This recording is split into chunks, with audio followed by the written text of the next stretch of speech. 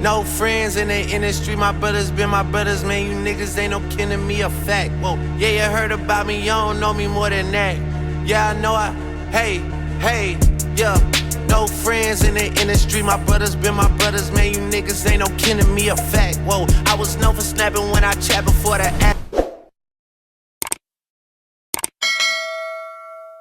Stood on everything I Guys, said. welcome to my new purchase. I put my money where my mouth is. I'm buying in the same areas that I'm sourcing for you high net worth and the average working professional clients. So, what have I bought? Well, I'm going to talk you through the numbers. You're going to see why this is such a fantastic deal. And the client who pulled out last minute on this one lost a brilliant deal. And I love these deals and I love buying for myself. I'm growing slowly, adding bits to the portfolio where it makes sense. Because I'm already at capacity, but let me show you this one. 6 bed, 6 bath in the city centre, WA2, where Article 4 is coming in September. What have I bought? I bought a 3 bed terrace, okay, 10 minutes from my other one, so I already know the values, for 175. There's already a house that sold last week across the road for 200 and it's smaller than this one. This is about 1,000 square foot, guys. I'll drop the existing floor plans now and I'm going to show you how I'm going to get the maximum value for this and you can do the same. So, let's talk through the numbers. 175 purchase price. Deposit, what do I need cash in? 45 grand deposit, okay? Well, on site now, I've spent 45 grand and I tell you what, it feels like a bargain. Construction. So what do I mean by that? So we're going to refurb this. Although I could keep it as a single let, to be honest, and probably remortgage it at 200, 210. I'm actually going to take the benefit while Article 4 is here, while we've got demand for social housing, while we've got demand for professionals. And I've only been buying this area for 2 years, guys. And I already know it. Right, so 70k. And 70k is going to buy the materials and the labour. And a bit of margin for me, even though it's my own building company. I like to have a bit, I like to overestimate it. And we're going to turn that into a compliant 6 bed, 6 bedroom, bathroom, en suites, compliant with the space standards and suited social housing. So it'll have all the CCTV, it'll have everything they need.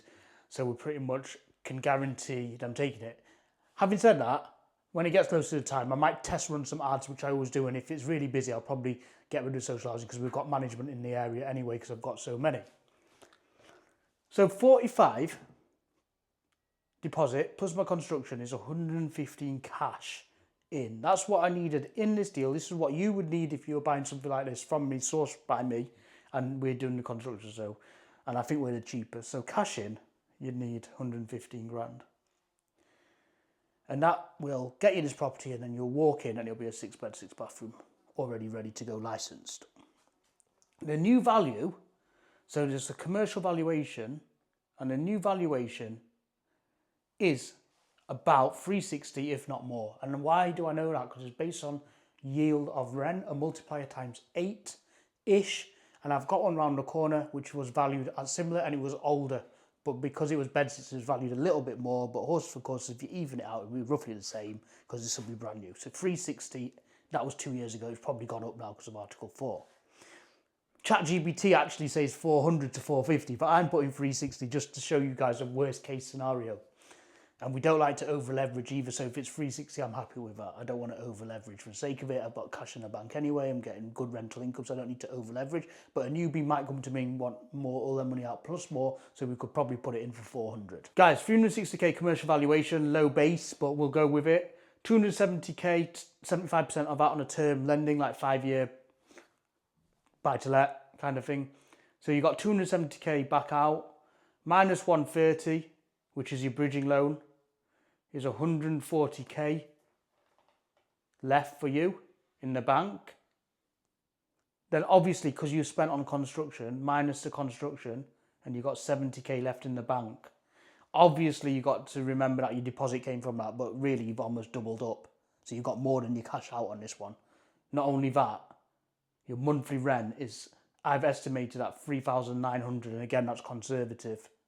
Okay, for a brand new spec, ensuite 6 bed ensuite HMO is probably going to be more than that, but let's say 3,900. Your mortgage will be about £1,000 and you're probably left with 2,009, that's the grand interest free, 2,900, 800, even 500 a month, depending on if you're paying bills and whatnot. We've got arrangement with build companies, we know what we're doing, good internet providers, but let's say, and you rented students, but let's say 2,900. Guys, you've just bought an asset, or I've just bought an asset, and a lot of my clients have, that makes me more than the average salary and hasn't cost me anything. I needed the cash to start with, so if you've got 150 grand, 130 grand in the bank, you need that to start with, but by the time you borrowed leverage, and the secret about building property portfolios is leverage, no one's got 20 mil, and even if they have, they won't be able to buy as many houses as I've got and do 6 bed. That's why you need to leverage. So when you leverage all back out and you put it on some nice term finance at 4.99%, you're left with all your cash out plus another 70 grand. Obviously take your deposit from that, so you're probably up 30 grand and that'll fund your next deal. That is how I built my portfolio of over 38 HMOs. Imagine 38 of these at 2,900. I mean, I don't have 38 doing that, but let's just show you if I did. Times 2,000, let's even call it 2,500. 95 grand a month, guys. I'm on about 55. So some of mine are single let, some of mine I didn't take advantage. I didn't have the funds back in the day to do these 6 beds. So, horses for courses, but you know, you can see how you could, I mean, most people want 10 grand a month. That's 95 grand a month if you've got 38 of these. Obviously, you're not going to get 38 of these unless you've got absolutely mental and you've got your own build team, but a good 10 of these is 29 grand a month. So let's show you around the property. Let's show you why I always choose properties for clients which I buy myself, because sometimes they do drop out, circumstances, etc. It's too late to get somebody else to replace them because they're literally making a decision in like 2 days notice and I've got cash ready. So let me show you what we look for and what I buy, okay, or what I've sourced for you. So we come in, what we want is we want this property to look, when it's done, as commercial as possible. Like when you go into a dentist practice, yes, it's in a semi-detached or terraced house, usually semi-detached, but it does look commercial, and that's where you get your commercial valuations from. So if you just bought a large detached house or semi-detached and just split the rooms up and that's it, it's not really going to get a commercial val. But look at the corridor, look at the location in the city centre. So you're going to come in, you're going to have a bedroom here, so I have one here. I'm just going off what I've got already, so I'm just going to replicate it. 1 bedroom with ensuite here, obviously take the chimney breast out. Nice bay window, look how high the ceilings are. You come in here, fantastic doorway, it was already built in, take that chimney breast out. You're going to have your second room. Look at the space at the back, that's all going to be redone, so nice light, look at that. Okay, probably have some amenity space in the back as well for the tenants, like a little garden. You have your second room here. You're going to have your kitchen here. So there's specific space requirements. I'll drop it on screen now, the floor plan, what we're working on. You have your kitchen here, kitchen diner. And then, at the moment, it might change when we've taken all the walls out and had second opinions. Guys, we get first, second, even third opinions from people who are doing this. So we always hit the nail on the head. This will be the third room, and they'll have their access. They'll have their own door as well, so they don't have to walk all the way through this fire escape route. Look at that, even came with that. And that's a public road. You can see the new builds there. So they'll have their own little entrance. So it's already giving commercial. Do you know what I mean, guys? Already giving commercial. So they'll have their own little, it'll be like a little back flat. I've got one round the corner, so I know exactly what I'm doing. It will also then count as a fire escape route. Come in. It'll count as a fire escape route because you can't have a fire escape route through a kitchen. So we've already got rid of that problem. You've got your water and plumbing here. You've got 2 bathrooms, so you've got water and plumbing, so you're just bringing the cost of renovation down. We don't always get that, but it's nice to have it. So all your drainage is already done. That's why the construction is a bit less. Some of our clients' constructions, we do bill up 100 grand because you don't always get 2 bathrooms. So let me show you what I mean. So you come up here. Whoa. No friends in the industry. I had to draw the line between my brothers and my enemies. A fact. Again, guys, look at the flow when you're buying properties. You need a flow on the HMO, especially 6 people in a house. You can't all be like in a little semicircle. There needs to be space. So you come in here and probably take this out. You've got a nice bedroom. You're going to have your ensuite there. It will use this plumbing. Plumbing's already there. So we've won on that. That's why the construction's less, as I said. And we'll tap into that plumbing for here as well and probably bring it round here or here. Second room. Or we might, I've forgotten now, we might even use this room for that bathroom, and then that one in the corner, we'll see. We have to move that. Then you've got another room here. It's a slight slope on this. Didn't get a survey, but is what it is. And look at the size of this room. So obviously it'll be a premium room. You've got double glazed windows, even though it's wooden. So we'll probably just keep them in because it's not going to affect the valuation, it's still on yield. So it's deceptively large, this house. So you've got one, nice flow, and I've got so many of these I can just see it. I can see houses that have the space but won't work in terms of flow, or will have to change too much. I can see houses that are a little bit on the smaller side, but like this one, even though it's 1,000 square foot for a 6-bed, it's still just about pushing the 6-bed, but we can get it in. And the purchase price, otherwise you're up to 250 grand for purchase price, and then by the time you've done your construction, 350, you're not making anything. Do you know what I mean? So, and there's no margin. I always like to have a margin for myself, pull some money out, and get a bloody car. But yeah, I don't, it's a very good, there is a bit of cracking, but it is what it is. Probably have to reboard that. It is what it is, guys. And this is a fantastic example, and it's 5 minutes from my other one. This is going to be tenanted with, it's a lovely road as well. I'll show you outside. You'll have no problems renting this. You don't just want to rely on getting a house on an estate and going, it can go to social housing. You want it to be, the market's good here, but let's say you're buying in Salford, let's say you're buying in Manchester, outside Greater Manchester.